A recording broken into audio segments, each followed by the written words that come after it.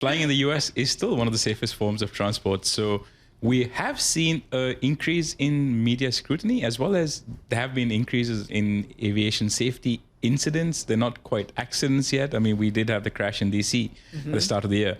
But in terms of the overall, the aviation industry, I mean, there is a massive push at the moment to modernize the ATC in the US.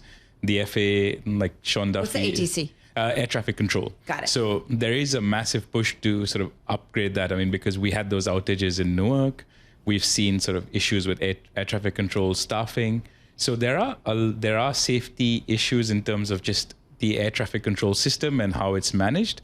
In this case, though, it was a military jet. I mean, it's a military B-52, so it may not come under the ATC, but I mean, there is sort of talk about better coordination. I mean, Sean Duffy, the Transportation Secretary, talked about that when the DC crash happened, because that was a military plane again, helicopter. So we're still looking to see where the overall modernization of the air traffic control system is and where the US goes in terms of being able to actually get those plans that they have at the moment in terms of they want to spend $30 billion on modernizing and where they actually get the funding for that. Our team reporting earlier today that the Air Force did not make a comment to ABC about this incident. Have we heard anything since then? We haven't heard anything from the... Is that a little surprising? It is, but then we also, I mean, the FAA said that they are investigating this incident and we're sort of waiting to see what they come up with. But typically the Air Force doesn't comment on situations that are near misses. Well, I guess this one to me is a little different in the sense of it was a B-52. You have the commentary recorded by a passenger of the pilot who sort of explained what's happening in a really cool and collected way. Do you know how in a typical situation like this, a pilot would have been made known about a possible military aircraft within the pattern? So aircraft typically have collision avoidance systems, and essentially the pilot did something called a go-around, which is fairly common in the aviation industry. I mean, what's not common is having a B-52 coming at you, which is why you have to do a go-around. But there are instances when you either need to recalibrate your approach to the runway, you need to there's an issue at the airport, and go-arounds are frequent and they're a safety measure.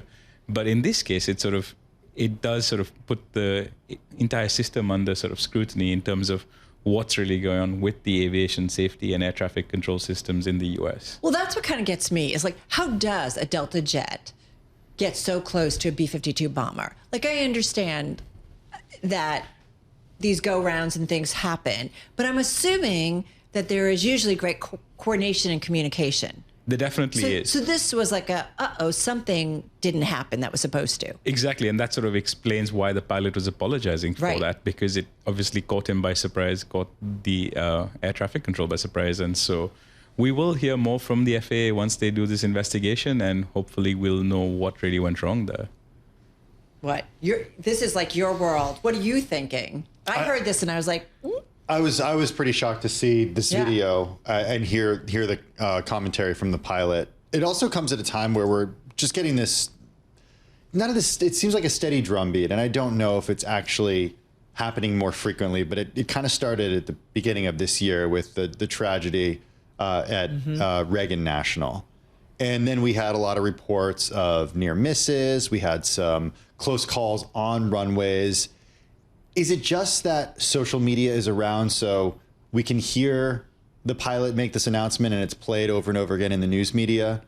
Or is there actually something different when it comes to numbers here? So we're still looking at the numbers, but I mean, it hasn't really, it is a lot to do with the increased scrutiny that the aviation industry has faced ever since that DC crash. So near misses are now mainstream news, where they wouldn't have been a couple of years ago, including in instances like last week when we had JFK briefly close one of the runways because of an aircraft that was stranded on the aircraft. I mean, immediately there was interest in what's going on. So there is definitely a lot of interest and anxiety among flying the public, but at the moment, we don't really see a massive increase in the number of incidents. I'm just worried about communication. I had an incident flying out before my vacation where we took off, pushed off on time, doing great.